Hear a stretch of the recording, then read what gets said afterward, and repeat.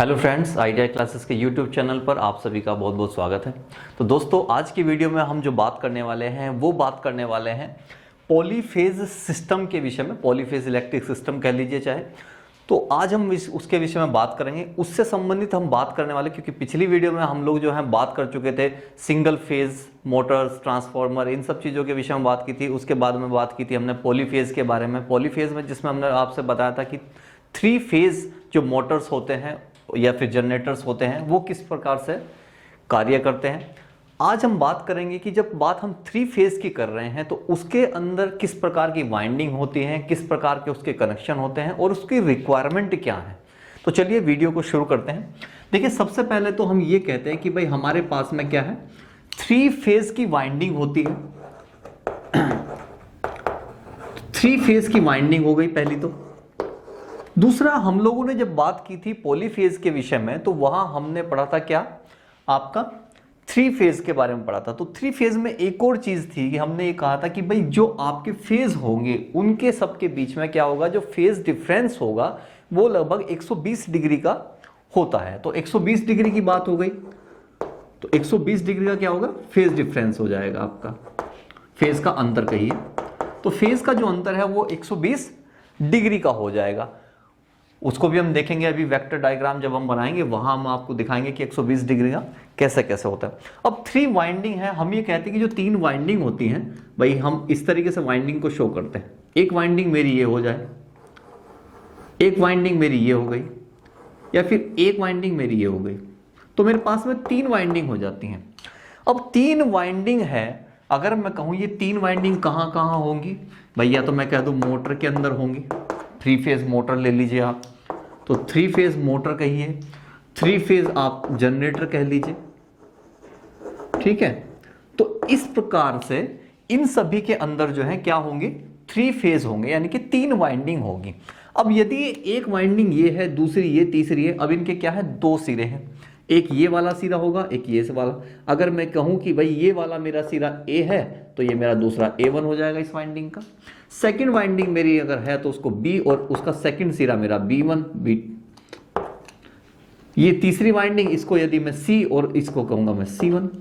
तो मेरे पास 3 वाइंडिंग होती हैं 3 फेज के अंदर, और साथ ही साथ एक न्यूट्रल भी होता है। वो न्यूट्रल कहां से आएगा उसके विषय में भी हम चर्चा करेंगे। अब होता क्या है कि भाई जब मेरे पास में इस प्रकार से 3 वाइंडिंग आ गई तो इंडिया में है क्या, देखिए इंडिया में जो पॉलीफेज की हम बात करते हैं, वहां पॉलीफेज में हम सिर्फ बात करते हैं किसकी, 3 फेज की बात करते हैं, क्योंकि मैक्सिमम इंडिया के अंदर जो इलेक्ट्रिक की जो सप्लाई होती है वो कैसी होती है, 3 फेज की होती है, इससे ऊपर नहीं होती है। तो वहां क्या होता है, जब 3 वायर होती हैं इस प्रकार से, यदि मैं कहूं कि मेरे पास 3 वाइंडिंग हो गई है तो 3 वाइंडिंग के मेरे पास में 6 सिरे हो गए, 1 2 3 4 5 और 6। अब 6 सिरे हो जाते हैं। अब ये 6 सिरों के साथ में मैं 3 फेज को कैसे, आप क्या देंगे, विद्युत की सप्लाई कैसे देंगे। तो हमने ये कहा कि भाई इन 6 सिरों को कुछ इस प्रकार से जोड़ दिया जाए ताकि इनसे क्या निकल जाए, मेरे 3 फेज निकल जाए। अब 6 फेज को, यानी कि 6 जो सिरे थे, 6 सिरों को क्या संयोजित किया गया, संयोजित किया। संयोजित करने के बाद में अब इन 6 से मुझे क्या बनाना पड़ा, मुझे इन 6 से क्या बना दिया मैंने, 3 सिरे निकाल दिए। अब 3 सिरे मैंने बना दिए 6 से। अब वो हुए कैसे होंगे, हमने कहा जी यहां जब बात 3 फेज की हो रही है तो 3 फेज में वो 2 प्रकार से क्या कर सकता है, इनको जोड़ सकता है, अर्थात उसको अंत संयोजन कर सकता है। तो 6 सिरों से 3 सिरे बनाए गए, किसके द्वारा, अंत संयोजन के द्वारा। आप इसको अंत संयोजन भी कह सकते हैं और साथ ही साथ क्या बोल सकते हैं, इंटर कनेक्शन भी कह सकते हैं। तो हमने कहा कि जो 3 फेज मोटर या 3 फेज के जो जनरेटर होते हैं उनके अंदर 3 वाइंडिंग होती हैं, 3 वाइंडिंग के 6 सिरे होते हैं। उन 6 सिरों को हम इस प्रकार से जोड़ते हैं कि भाई उससे मुझे क्या मिल जाए, 3 सिरे मिल जाते हैं और एक न्यूट्रल हो जाता है। इस प्रकार से क्या 4 सिरे हो जाते हैं, 4 वायर निकल जाती हैं, और यह होता है पॉसिबल अंत संयोजन के द्वारा या फिर इंटरकनेक्शन के द्वारा। अब ये जो इंटरकनेक्शन है अर्थात तारों का जो संयोजन है वो इस प्रकार से किया गया और हमने कहा कि भाई इसके लिए दो तरीके अपनाए गए, दो संयोजन हुए। पहला संयोजन मेरा क्या कहलाता है, मेरा स्टार कनेक्शन कहलाता है, या फिर मैं इसको वाई शेप कनेक्शन भी बोल सकता हूं, तो मैं इसको वाई शेप कनेक्शन भी कहता हूं, ठीक है जी। और सेकंड हो गया मेरे पास में कौन सा, डेल्टा कनेक्शन। इस प्रकार से हम इसको डेल्टा को शो करते हैं। तो एक कनेक्शन ऐसा हो जाता है, एक वाई शेप का हो जाता है। तो हम ये कहते हैं कि जो पॉलीफेज के अंदर इंडिया में जो पॉसिबल है जो कि 3 फेज का होता है, उस 3 फेज के अंदर जो 6 सिरे हैं उनको क्या किया, इस प्रकार से संयोजित किया, अंत संयोजित या इंटरकनेक्ट किया जाता है कि भाई दो प्रकार से इंटरकनेक्ट कर देते हैं। एक को हम स्टार कनेक्शन या फिर वाई शेप बोल देते हैं और दूसरे वाले को हम क्या बोल देते हैं, डेल्टा कनेक्शन या फिर डेल्टा शेप कनेक्शन भी हम कह सकते हैं। तो अब इस प्रकार से दो संयोजन हो गए। पहला हो गया आपका स्टार कनेक्शन, ये हम पहले ही बता चुके हैं कि 3 वाइंडिंग होगी, 120 डिग्री का फेज डिफरेंस होता है। तो चलिए अब बात कर लेते हैं कि भाई स्टार कनेक्शन होगा तो वो स्टार कनेक्शन किस प्रकार से वायर को यानी कि जो वाइंडिंग है उसकी तारों को किस प्रकार से जोड़ा गया होगा कि वाई शेप बनी होगी वाइंडिंग्स की, और साथ ही साथ जो है 3 फेज बनाया गया होगा 6 सिरों का। तो अभी उसके विषय में चर्चा करते हैं। तो चलिए अब बात कर लेते हैं आपके स्टार कनेक्शन के बारे में। स्टार कनेक्शन कैसे किए गए होंगे, 6 सिरों से 3 सिरे कैसे बनाए गए होंगे, उसके विषय में बात करते हैं। तो देखिए स्टार कनेक्शन के फायदे क्या हैं, इसके विषय में हम जब इससे पहले जब बात की थी कि हम 3 फेज की बात करें तो 3 फेज के क्या इंपॉर्टेंस है उसके विषय में हम लोग बात कर चुके थे। सिंगल फेज से कैसे ये डिफरेंस होता है और किस प्रकार से इसके फायदे हमें होते हैं उसके विषय में हम चर्चा कर चुके थे। अब बात करते हैं कि स्टार कनेक्शन कैसे करेंगे। हमने कहा था कि भाई 120 डिग्री का क्या होगा, फेज का डिफरेंस होगा, यही बात हमने की थी। तो हम ये कहते हैं कि भाई अगर मैं ये कहूं कि मेरे पास में 3 वाइंडिंग थी, तो 3 वाइंडिंग को मैंने 6 सिरों को 3 सिरे में कन्वर्ट किया होगा। तो हमने ये कहा था कि भाई जो मेरी वाइंडिंग है, ये जो मेरे पास वाइंडिंग है, इसका एक सिरा A दूसरा A1 रहा होगा, दूसरा जो सेकंड वाइंडिंग है उसका B और सेकंड B1 रहा होगा, और जो तीसरा था मेरे पास, तीसरा मेरे पास में C था और सेकंड इसका C1 रहा होगा। अब या तो ये कहिए, हमने ये कहा कि भाई इस प्रकार की जो आपकी वाइंडिंग है उनके बीच में 120 डिग्री का तो अंतर होगा जब कनेक्ट करेंगे, और दूसरा या तो आप कनेक्ट पहले वाले सिरों को कर लीजिए तीनों वाइंडिंग के, या फिर लास्ट वाले सिरों को कनेक्ट कर लीजिए। अगर मैं ये कहूं तो मैं ये कह सकता हूं कि भाई एक काम करते हैं कि भाई या तो मैं इधर से इन तीनों को जोड़ना शुरू कर दूं एक दूसरे के साथ में, तो 120 डिग्री का फर्क कैसा आएगा अब वो देखते हैं। हमने कहा कि भाई एक तो मेरे पास में हो गई है, ठीक, दूसरी जो मेरे पास में हो जाएगी वो हो जाएगी मेरे पास में एक ये हो गया, और तीसरी जो वाइंडिंग है वो हो गई मेरी ये वाली वाइंडिंग। हमने कहा ये जो वाइंडिंग है इसको मैं A कहूंगा, ये मेरा A1 हो जाएगा, सेकंड ये मेरी B हो गया,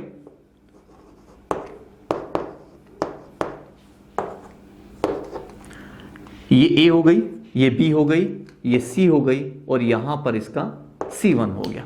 तो या तो मैं इस प्रकार से इसको जोड़ लूं, या फिर दूसरे तरीका हम ये भी कहते हैं कि हम इसको चाहे तो हम ऐसे भी जोड़ सकते हैं।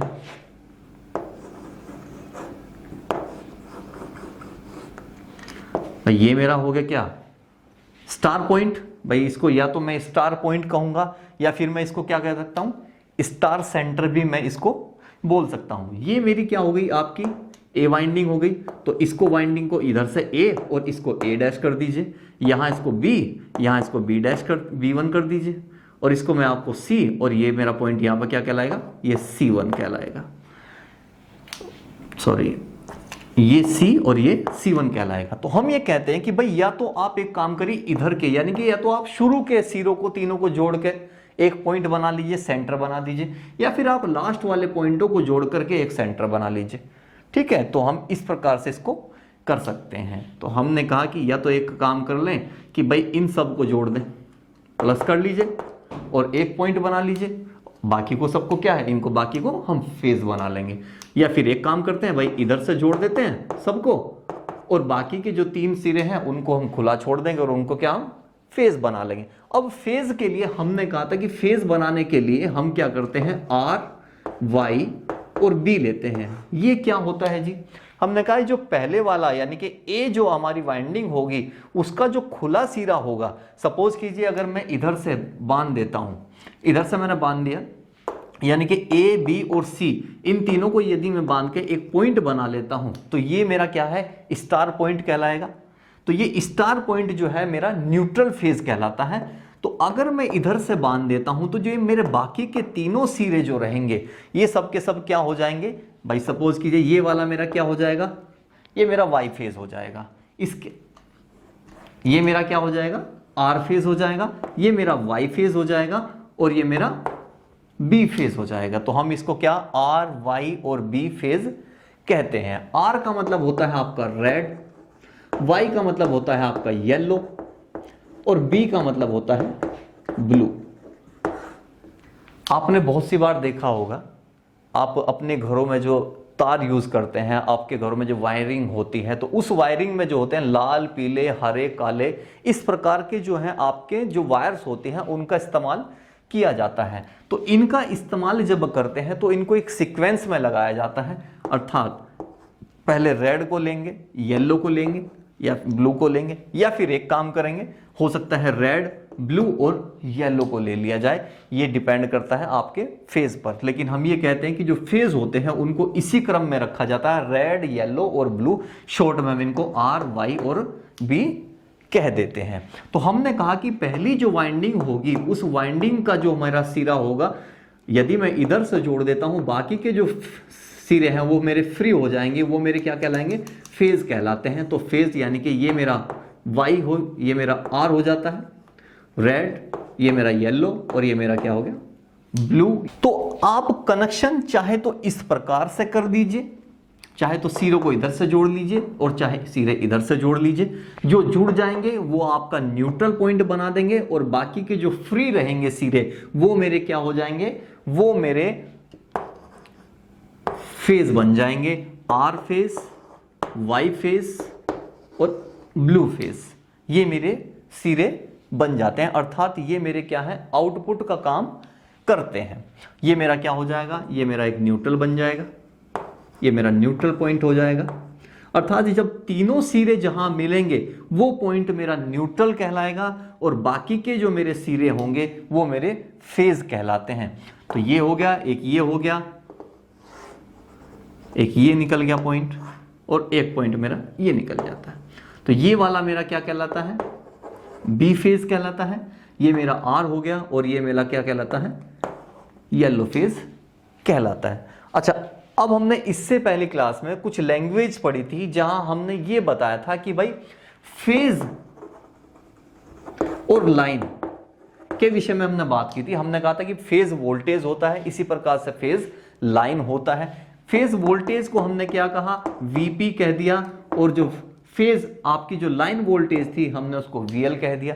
इसी प्रकार से हमने धारा के विषय में भी बात की थी, जो फेज करंट होगा उसको मैं क्या कहूंगा, आईपी कह दूंगा और जो मेरा फेज लाइन होगा वो मेरा क्या कहलाएगा, आईएल कहलाएगा। हम इस प्रकार से उसको शो करते हैं। अब ये होता क्या है कि भाई फेज करंट क्या है और आपका फेज लाइन क्या है, या फिर मैं ये कहूं कि फेज वोल्टेज क्या है और मेरा लाइन वोल्टेज क्या है। अब हमने ये कहा कि भाई मेरे पास में ये एक मेरा फेज, इस वाले फेज को ले लीजिए, इस वाले फेज को ले लीजिए या फिर इस वाले फेज को ले लीजिए।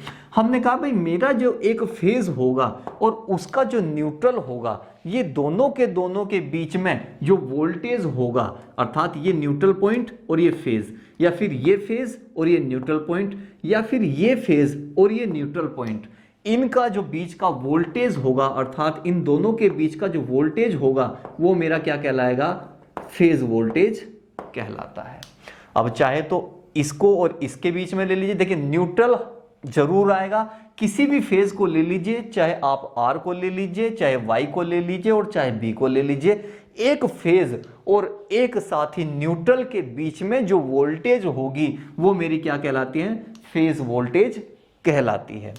अब हमने कहा कि फेज वोल्टेज तो क्लियर है, लेकिन लाइन वोल्टेज क्या होती है? अब हमने कहा लाइन वोल्टेज क्या होगी जब हम दो फेज की बात कर रहे हैं। जब एक फेज मेरा ये हो जाए, दूसरा फेज मेरा ये हो जाए, जब मेरे दो फेज के बीच का वोल्टेज होगा वो मेरा क्या कहलाता है? ये मेरा फेज और साथ ही ये वाला फेज क्या है? ये मेरे लाइन वोल्टेज कहलाते हैं। चाहे तो फेज ये दोनों ले लीजिए और चाहे ये वाले दोनों के दोनों फेज ले लीजिए। दो फेज के बीच में जो वोल्टेज मापा जाएगा वो वोल्टेज ही मेरा क्या कहलाएगा? वोल्टेज फेज कहलाता है। इसी प्रकार से हम अगर धारा की बात करें तो हम ये कहते हैं कि एक फेज के अंदर जो धारा बहेगी, इस एक सिंगल फेज के अंदर जो धारा बहेगी, ये जो फेज है मेरा, एक वाइंडिंग के अंदर जो मेरी धारा प्रवाहित होगी वो मेरी क्या कहलाती है? वो मेरी फेज करंट कहलाता है। इसी प्रकार से देखिए, इस वाली वाइंडिंग के अंदर जो मेरी धारा बहेगी वो मेरी क्या कहलाएगी? फेज करंट कहलाएगी। इसी प्रकार से चाहे इस वाली वाइंडिंग की बात कर लीजिए, इस वाइंडिंग के बीच में जो करंट फ्लो होगा वो भी मेरा क्या कहलाएगा? फेज करंट कहलाएगा, फेज धारा कहलाता है। तो फेज करंट में क्या है? फेज करंट में जब किसी एक वाइंडिंग के बीच में जो धारा प्रवाहित होती है वो क्या कहलाती है? फेज करंट कहलाती है। लेकिन जब दो वाइंडिंग्स के बीच में, ये वाइंडिंग्स या वाइंडिंग्स या फिर ये दोनों या फिर ये दोनों, जब दो वाइंडिंग्स के बीच में धारा प्रवाहित होती है तो वो हमारी क्या कहलाती है?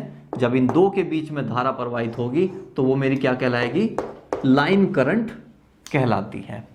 तो हम ये कहते हैं कि स्टार कनेक्शन के अंदर जो आपकी फेज करंट होती है और जो लाइन करंट होती है उसका वैल्यू हमेशा कैसा होता है? एक समान होता है। अर्थात दोनों का जो मान होता है IL बराबर होता है किसके?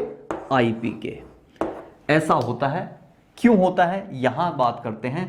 हम ये कहते हैं कि जब हम इस प्रकार के कनेक्शन की बात करते हैं, स्टार कनेक्शन की बात करते हैं, तो यहां इनके बीच में जो आपकी धारा प्रवाहित हो रही है वो क्या है? मेरी लाइन करंट हो गई। तो लाइन करंट, तो जितना करंट इसके अंदर यहां आएगा उतना ही करंट क्या है? इसके कुंडली के अंदर क्या होगा? वो भी जाएगा। अर्थात जितना करंट आ रहा है उतना ही करंट क्या है? अंदर जा रहा है। इसीलिए हम ये कहते हैं कि भाई एक वाइंडिंग के अंदर जितना करंट जाएगा उतना ही बाकी दूसरी वाइंडिंग के अंदर भी जाता है। इसीलिए हम ये कहते हैं कि एक वाइंडिंग की बात करिए या फिर दो वाइंडिंग के अंदर करंट के फ्लो की बात करिए, हमेशा दोनों का वैल्यू बराबर होता है। इसीलिए स्टार कनेक्शन में IL बराबर IP के कहलाता है। लेकिन सबसे मेन पॉइंट जो होता है स्टार कनेक्शन के अंदर वो वोल्टेज को लेकर के होता है। जबकि अगर मैं कहूं कि स्टार की जगह यदि डेल्टा कनेक्शन की हम बात कर दें तो डेल्टा कनेक्शन में बिल्कुल इसका उल्टा हो जाता है। वहां जो धारा होती है, जो लाइन धारा आपकी बहती है, वो किसके? फेज के, जो फेज करंट होगा उसके √3 के गुणन के बराबर होती है। जबकि वोल्टेज वहां क्या होती है? जो आपकी लाइन वोल्टेज होती है वो कैसी होती है? वो फेज वोल्टेज के बराबर होती है। तो जो सबसे बड़ा फर्क है डेल्टा कनेक्शन में और आपके स्टार कनेक्शन के अंदर वो यही दो पॉइंटों का होता है। हम बात कर रहे हैं स्टार कनेक्शन की, इसीलिए हमने ये कहा कि भाई स्टार कनेक्शन के अंदर जो लाइन जो आपकी होगी, लाइन धारा, वो फेज धारा के क्या होगी?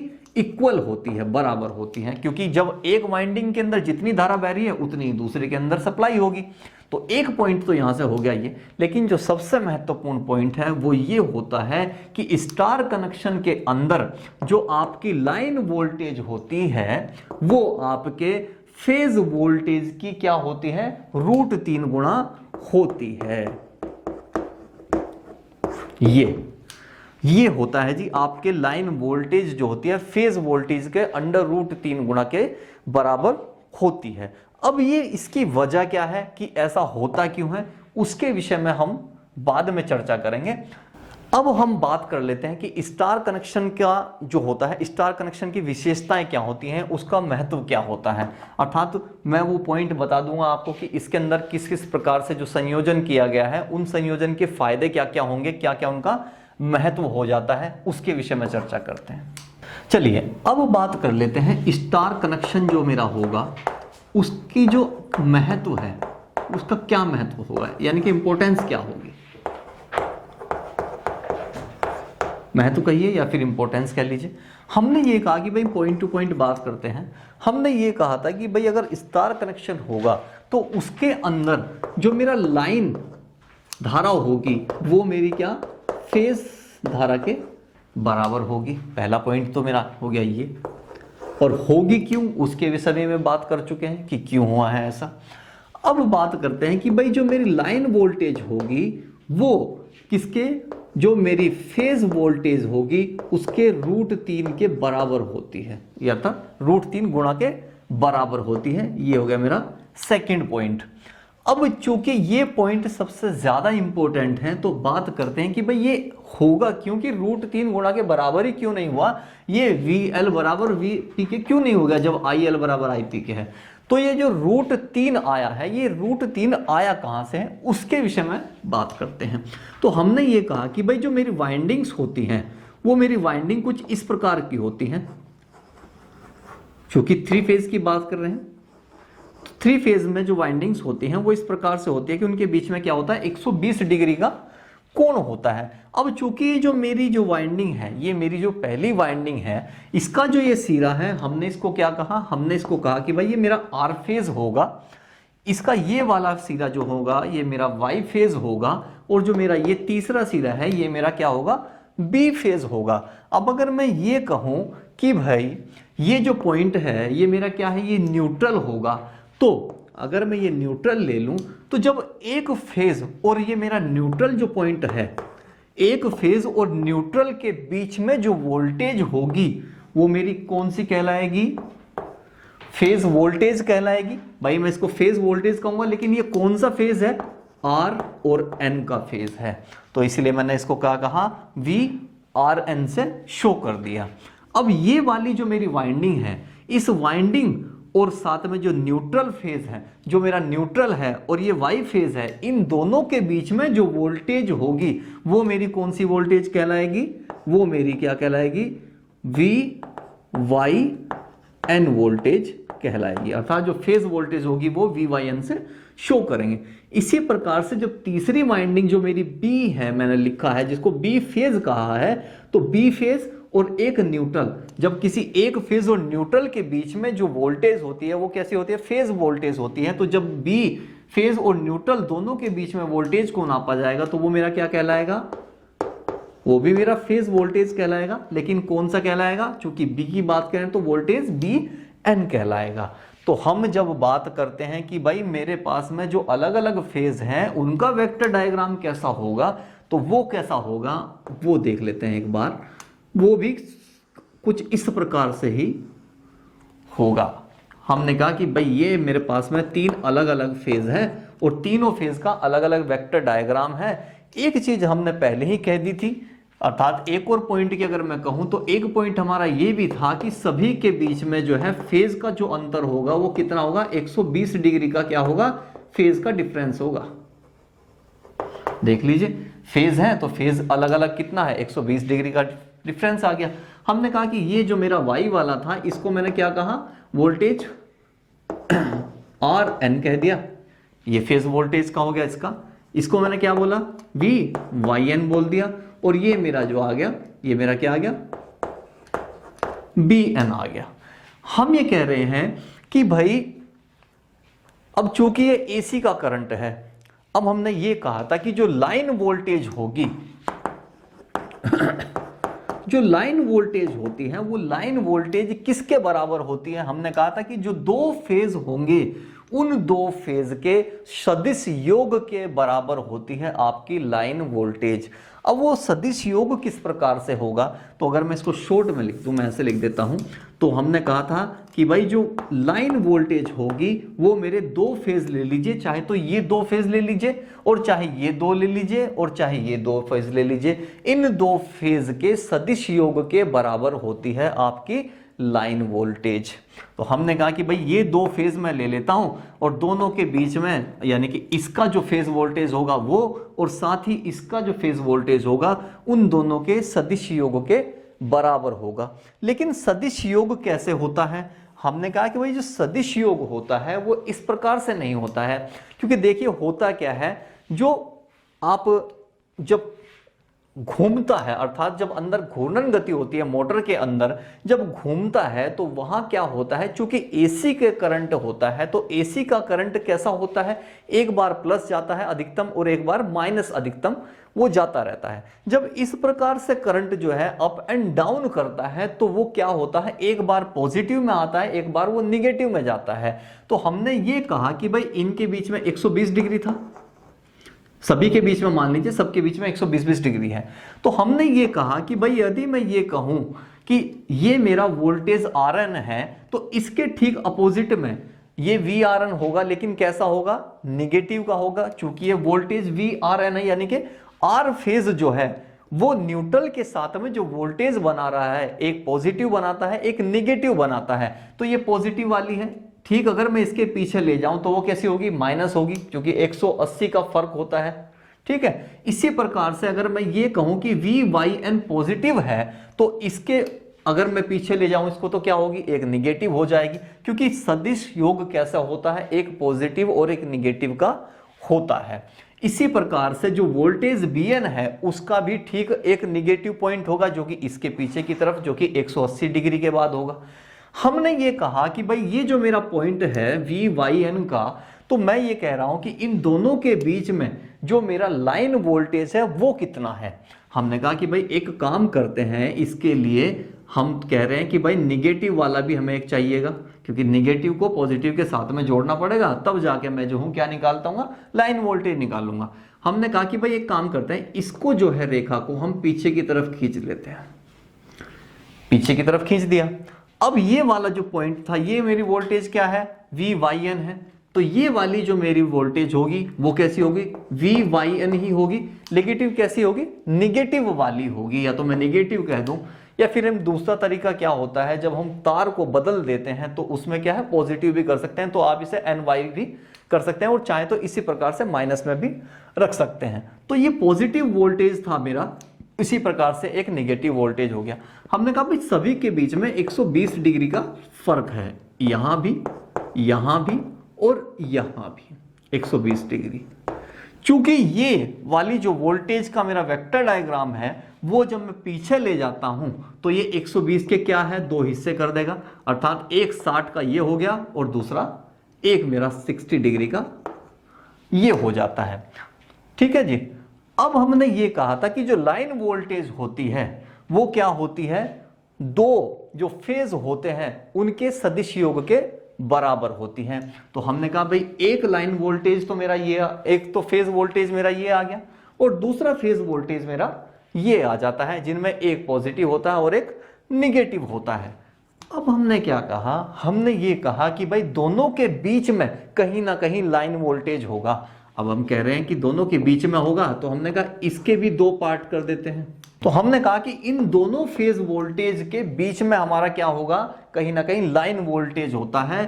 तो हम कहते हैं कि भाई इसके भी दो पार्ट कर देते हैं। अब ये जो 60 डिग्री था ये कैसा, एक 30 डिग्री में कन्वर्ट हो जाएगा और दूसरा भी मेरा 30 डिग्री में कन्वर्ट हो जाता है। अब मैं कहूंगा कैसे, अब हम इसको बढ़ा देते हैं आगे और हम इसको भी इसके द्वारा ऐसे मिला लेते हैं और साथ ही साथ इसको यहां मिला देते हैं। अब हम इसको यहां से, ये मेरा क्या आ गया, ये मेरा रिजल्टेंट हो गया, अर्थात ये क्या हो गया मेरा, ये मेरा लाइन वोल्टेज हो जाएगा। और लाइन वोल्टेज कौन सा होगा, V, क्योंकि ये कौन सा है, एक फेज इसमें Y है और दूसरा फेज मेरा R है, तो मैं इसको क्या कहूंगा, VRY कहूंगा। तो VRY मेरा क्या है, ये मेरा लाइन वोल्टेज होगा, जो कि दोनों के दोनों फेज वोल्टेज का क्या होगा, रिजल्टेंट होता है, जिनमें एक निगेटिव और एक इसमें पॉजिटिव होता है। अब चूंकि मुझे ये रिजल्टेंट अर्थात मुझे इसकी वैल्यू निकालनी है तो मैं इसे दो तरीके से निकाल सकता हूं। या तो मैं एक काम करूं कि मैं इसके अंदर समांतर चतुर्भुज का नियम लगा दूं, क्योंकि देखिए ये बन क्या गया, ये समांतर चतुर्भुज हो गया। तो या तो मैं इनके अंदर समांतर चतुर्भुज का नियम लगा दूं, उसके द्वारा निकाल लूं, या फिर एक दूसरा मेथड भी है जो कि उससे भी ज्यादा आसान होता है। तो वो क्या मेथड है, हमने ये कहा कि जो मेरी लाइन वोल्टेज है अर्थात VRY वो बराबर होगी किसके, इसके और इसके दोनों के योग के बराबर होगी। तो हमने ये कहा कि VYN प्लस किसके, VRN। ये दोनों क्या है, ये दोनों के दोनों क्या है, ये फेज वोल्टेज है अलग अलग, क्योंकि न्यूट्रल इनके साथ लगा है। और ये क्या है, ये दो फेज अलग अलग हैं, इसलिए ये लाइन वोल्टेज है।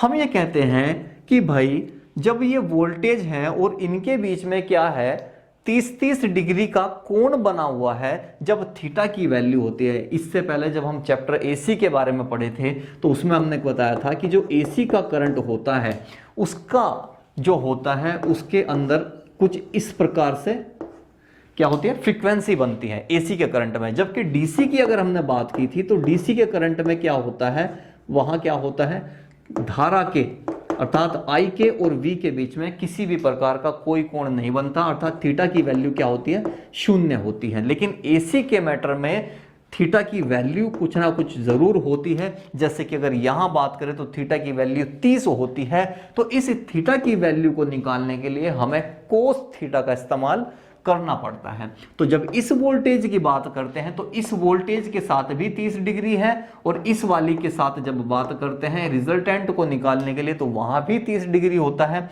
तो हम ये कहते हैं कि भाई जब इन वोल्टेज का वैल्यू रखा जाएगा तो cos 30 और आएगा। तो हमने कहा कि VRY अर्थात लाइन वोल्टेज बराबर होगी VYN cos 30 के और प्लस VRN cos 30 डिग्री के। इस प्रकार से हम जो है क्या है, VRY की वैल्यू निकालते हैं। चूंकि हम क्या कहते हैं कि जो दो फेज है इनकी जो वोल्टेज है मैं उसको VL कह सकता हूं, यानी कि लाइन वोल्टेज में कह सकता हूं। और चूंकि ये फेज वाले हैं तो हमने इसको VP कह देते हैं, VP इंटू cos 30 की वैल्यू कितनी होती है, याद रखिएगा cos 30 की वैल्यू होता है √3/2, ठीक है जी, प्लस ये भी आपका फेज वोल्टेज है तो इसको भी VP लिख सकते हैं, और इनटू कितना √3/2। अब जब आप इनको जोड़ेंगे तो √3/2 एक यहां से और एक √3/2 यहां से क्या हो जाएगा, आपका √3 हो जाएगा। और साथ ही VP और VP जब दोनों जुड़ जाएगा तो ये भी आपका क्या हो जाएगा, VP कहलाएगा। और ये हो गया आपका VL बराबर किसके हो जाता है, VP √3 के बराबर हो जाता है। तो इसीलिए हम कहते हैं कि जो लाइन वोल्टेज होती है वो फेज वोल्टेज का √3 गुणा कहलाती है। तो ये होती किस प्रकार से है, ये इस प्रकार से होती है जब हमारे इस प्रकार से फेज बनते हैं, उनके बीच में न्यूट्रल बनता है, वोल्टेज होती है, तो वो वोल्टेज ही यानी कि जो मेरे फेज वोल्टेज होते हैं उनके सदिश योग के बराबर लाइन वोल्टेज होती है। तो एक पॉइंट जो मेरा हो गया है वो ये पॉइंट भी मेरा हो जाता है।